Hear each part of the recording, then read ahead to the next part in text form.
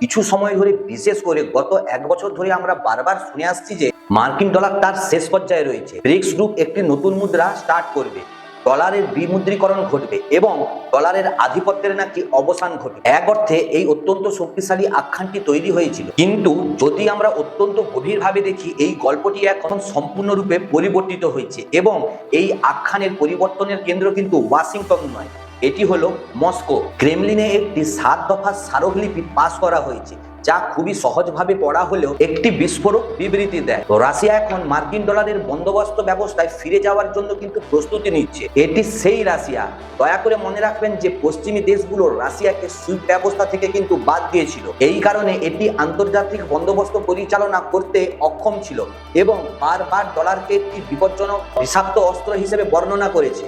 গুরুত্বপূর্ণভাবে আমাদেরকে বুঝতে হবে যে যদি এই উন্নয়ন ঘটছে, তাহলে সবচেয়ে বড় প্রশ্নটি উঠে আসে, রাশিয়া কি কৌশলগতভাবে পিছু হটেছে, নাকি এটি ট্রাম্প প্রশাসনের একটি মাস্টার স্ট্রোক? এবং আরো বড় প্রশ্ন, কঠোর সত্য হলো, আমরা কি এখন মেনে নিয়েছি যে আপনি ডলারকে ঘৃণা করতে পারেন, কিন্তু এখনো এটি পরিবর্তন করার ক্ষমতা আপনার নেই?